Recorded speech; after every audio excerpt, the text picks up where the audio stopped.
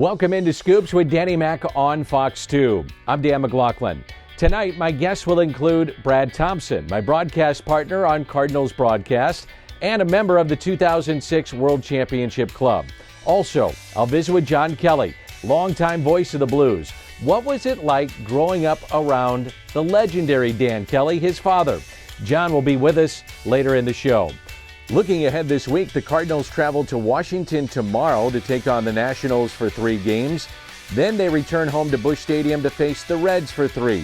Giveaways all 3 games. Tickets and those giveaways can be yours at cardinals.com/promotions. Now, as we've seen, there's nothing like opening day here in St. Louis and having fans back in the stands. Let's take you back to a special, memorable opening day here in town. It was opening day 2021. Ladies and gentlemen, we are back. Welcome to Busch Stadium for opening day in St. Louis 2021. Knowing that what this day means to our community, what this day means to our fans, it's something we can't take lightly. Today we welcome some of the greatest players to ever wear the Cardinals uniform, some of the greatest ball players in the history of the game, as we celebrate being back to Busch Stadium. This year we will celebrate the 50 years of Mike Shannon in the broadcast booth. And now it's time to fly. Let's meet the group that will proudly welcome back baseball to Busch Stadium this season. Let's meet your 2021 players and coaches. You know, it's magic. We know that opening day in St. Louis is just an amazing thing. Nolan Arenado.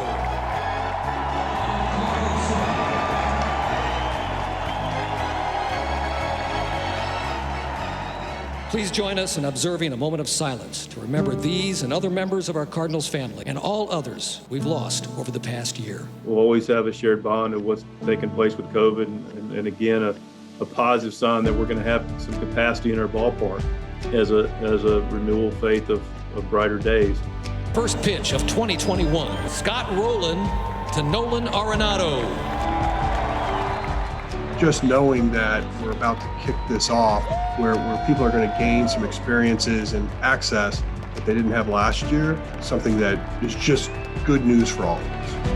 Welcome back is right. Looking out onto the field, the green grass, that hasn't changed. The chalked baselines, but what has changed from the last time we sat in this booth, fans in the stands here at Busch. Adam Wainwright gets the home opener. And the cheer is for their leadoff batter, Colton Wong. A tip of the batting helmet to the Cardinal fans, and he gives a pat on the chest near the heart, telling the Cardinal fans how much they've enjoyed him. Third baseman, Nolan Arenado. Listen to this. Welcome to St. Louis. Nolan. Left center.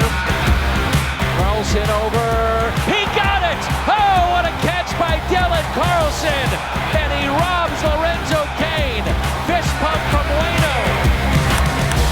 Line drive into left center. The left fielder dives, can't get it. Tommy's going to get 3. He heads for third. O'Neill hits it up the middle. Race to the bag. O'Neill beats it out. The run scores. And we're tied 1-1. Arenado, a drive, deep left, at the wall. Welcome to St. Louis, Nolan. An opening day home run. Nolan Arenado. Nolan Arenado for a curtain call and a fist pump. This was one of the greatest moments, just an amazing day. Very thankful for it. I've never gotten a curtain call before, and to get one of those was just an unbelievable feeling. Never had that. I was just so pumped up, and it felt like a packed house here today. The fans got so loud, and it was just an amazing day. Fly ball, center field. This will do it, and the Cardinals take the home opener, 3-1.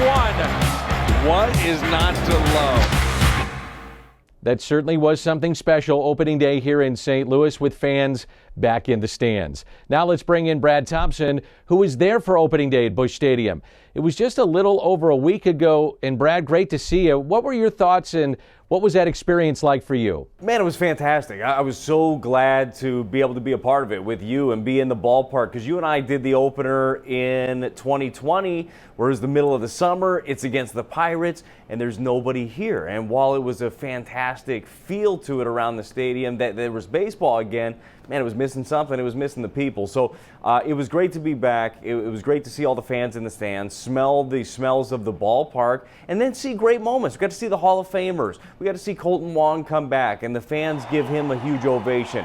Got to see Nolan Arenado hit that big 2-run home run. Like, everything about the day was perfect, and it finally felt like baseball is back. You mentioned Nolan Arenado. What do you think he'll add to this franchise? I think he's going to add everything. I think that he's going to add another red jacket at some point. I think that he's going to be a Hall of Famer. You look at the trajectory of his career, and everybody can look at the stats, and you can say, all right, well, this is what he's adding. He's a 30 to 40 home run guy a year, and he's driven in 100 the last 5 full seasons that he's been out there. But it's much more than that. I think that he brings an energy and an excitement, and a lot like Paul Goldschmidt, a way of doing things, right? These guys are lead by example guys, and I think that the team is going to follow along. Certainly, the lineup's going to need more protection than just Nolan Arenado and Paul Goldschmidt. Others are going to have to step up. But Nolan Arenado is one of the best players in the game of baseball, and we've already got a chance to see a little bit of what he's going to do. I can't wait to see a full season of it. What did you think of the moment on opening day when he hits that home run? It was great. I couldn't believe that's his first ever curtain call, Dan. Like, we got to see Nolan Arenado's first ever curtain call in the major leagues. Look at the numbers that he's put up over the years. He's led the league in homers 3 times. He's led the league in RBI multiple times, and he's never had a curtain call before. And it was a fantastic moment. It's set up really well. Austin Dean drew a walk beforehand. He hits the big home run on the first pitch fastball he sees from Rasmussen, and it was just a cool moment, and the fans weren't going to let that one pass. They had been waiting since the NLCS in 2019 to cheer for something and to be excited about something, and that was a fantastic moment, and Nolan already talked about it. It's a moment that he will never forget. Well, you mentioned the Red Jackets, and you played with some of those guys like Jimmy Edmonds, Scott Rowland, Izzy. Specifically for Jason Isringhausen, a massive Cardinals fan, what do you think that moment was like on opening day for him? I know it was special. I know it was. And Izzy is a guy, and he's told you this before, he spoke about it. Being a Cardinal Hall of Famer means the world to him. This is a guy that grew up right outside of St. Louis in Brighton, Illinois, and this is what he watched. And his idols were guys that played on the Cardinals team, and now Izzy, with his career over, being a Cardinal Hall of Famer, he's an idol for many kids out there now. So I know it meant the world for him. It was great to see Scott Rowland go out there and throw out that first pitch to Nolan Arenado, a couple of the greatest third basemen that I personally have ever seen. Again, great to see Jimmy. I mean, just getting the Hall of Famers back in, the Cardinals Hall of Famers back in the ballpark was special. You have watched Scotty Rowland. He was a teammate of yours. How would you compare Arenado to Rowland and vice versa? Well, look, they're very, very similar, right? If I'm going to pick one, all right, if I got to pick one of these two ponies, I'll pick the one that saved me a bunch of runs with shots hit down the line all the time. Scott Rowland was just automatic. But the way that they go about things and the instincts with the position, being a great third baseman is far more than just having a good glove.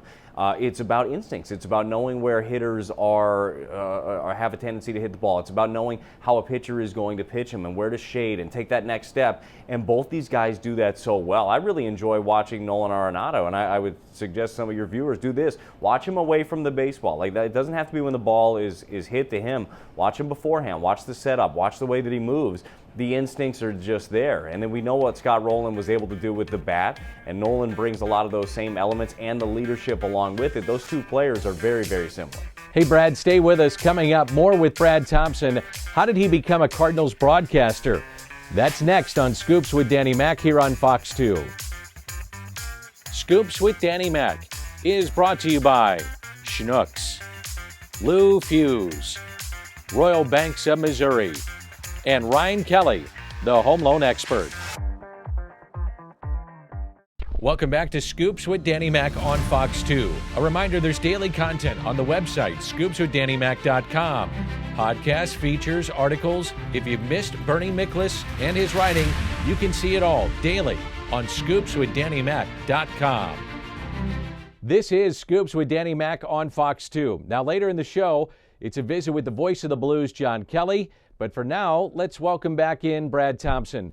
Now, Brad, you were a quiet guy when you first arrived in uniform as a player on the scene, and now you're in the booth describing what you see. How did broadcasting come about for you, and did you think you'd ever be a broadcaster? No, I thought I was going to be one of those red jackets that we were just talking about. I thought that I was going to play so well, I'd never be doing anything again. No, I lucked out big time, being able to get into this aspect of it. And I get to play the game that I love, and while I poke fun at my career sometimes and I joke about it, I'm extremely proud of what I was able to do in Major League Baseball and you know what that meant for me. And now to continue my career doing this, doing radio, doing the games alongside you, doing pre and post games, I love it. How did it all start for you in terms of broadcasting? How did you get into this?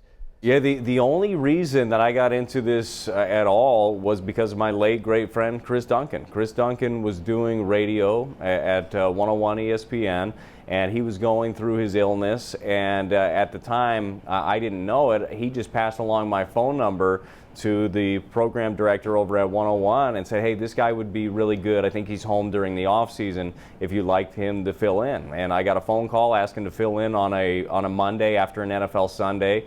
And like I do with everything else in my life, I spent the entire day Sunday cramming with notes and being ready for it. And I was ready for the day, and I got called out into the hallway one segment into my first show ever, and I thought I might have said a magic word to get in trouble, Dan, but I didn't. They asked me if I could come back for the rest of the week, and then ultimately I ended up parlaying into a full-time job. You were a part of the 2006 World Championship team. What comes to mind when you think of that team? Just a team that I know everybody thinks when they think 06, I feel like they mention the 83 wins, right? But I look at a team that was just a complete ball club. You had the greatest player on earth at the time in Albert Pujols, who's still doing his thing, which is amazing. But you also had, you had Scott Rowland, had Jim Edmonds, had all those guys, but you had a lot of young guys also. It was just a great blend of everything coming together. Well, you look at how the game is played in 06 and now compare it to what we see today. Where does the game need to go to be more entertaining, in your opinion?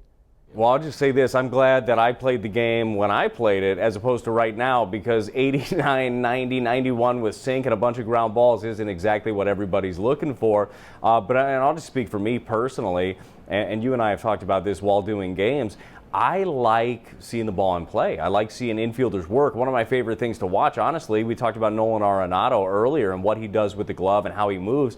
I like seeing the ball put in play and seeing the action. So I think that we're going to find some happy medium at some point. I think it might take a while, but just the ball in play is the main difference, the biggest difference I've noticed in the last few years. I have to tell you, it's awesome working with you. Love it. And thanks for the visit. I appreciate you having me, Dan. Coming up, I'll visit with the voice of the Blues, John Kelly, next on Fox 2. Scoops with Danny Mac is brought to you by Blue Tail Medical Group, Royal Banks of Missouri, Hair Saloon for Men, and Triad Bank.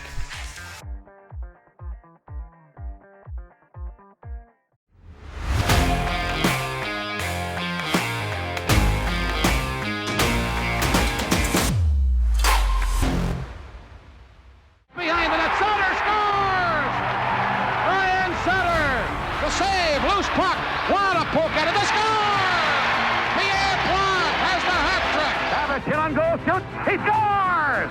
Babbitt gets his 50th of the year! And listen to this crowd for Mike Leout. A standing ovation for two great saves on page. Those are the outstanding, great calls that we all love and know of Dan Kelly. And pictured there, a 9-year-old John Kelly, and he has carried on the tradition so well. The outstanding play-by-play voice of the St. Louis Blues. John, when you see that picture, what comes to mind of a 9-year-old John Kelly with Dan Kelly? Well, you know, Dan, he was not only my father, but my broadcasting idol. So at that age, it was a special treat for me to come up and sit with him in the broadcast booth. And that probably was one of the first times that he allowed me to come up. I got to believe that after the game, we got on a Blues charter and went to Chicago or something. So it was a very special night. I remember taking the picture The photographer was up to our left, and it's a picture that I know that I cherish and my mom cherishes, and I know my dad loves. So I certainly do remember taking the picture, although it was a long time ago, no question. I hear so much of your dad in you. How much did you pick up from your dad in your call and what you try to do today? Well, Dan, as a young guy, like a lot of Blues fans, I would lay in bed at night and I had a little black transistor radio and I'd listen to Blues games. And back then in the early days, every game started at 8 o'clock at night. So except for the weekend games, I would listen at home on my transistor radio. So I think a lot of it came from just listening to him night after night after night, year after year. And, sort of like speaking and learning to speak, you pick up habits and phrases and the things that he would do. Now, when I decided I wanted to be a broadcaster, Dan, one thing my father did tell me was, don't try to copycat every single phrase that I have.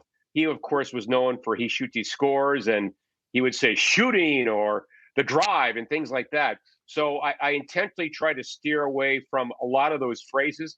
But certainly, I think a lot of the things I do have in my broadcast, I think a lot of it is just naturally from listening to him night after night after night. You can understand more than anybody else. Second generation broadcasters, sometimes they say, hey, I want to get out of the shadow of my father. But I've talked to you about this. You've really embraced it. You're like, no, man, that's my idol. That's the guy I love. That's my dad. And oh, by the way, he just happens to be a great broadcaster. So I embrace it. You've really embraced it all the way through. Well, I have embraced it. And I think the reason is, Dan, as a young guy, I played hockey as a kid. And like most young athletes, you realize you're not going to go any further than high school or maybe junior college if you're lucky.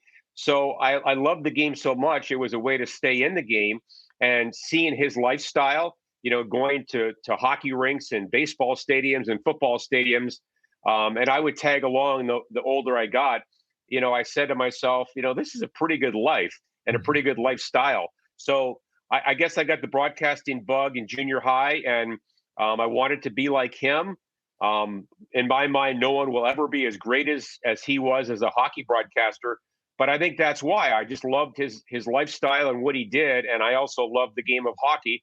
So it was the natural fit. And I got fortunate, and I've been able to do this for now 30 years in the NHL.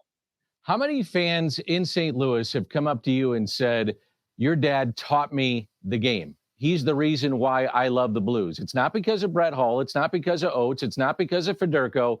It's because of Dan Kelly. If I had $1 for every fan that came up to me, Dan, you and I could probably go on a nice trip somewhere. Seriously, it happens all the time. And, he passed away in 1989. So it's been over 30 years.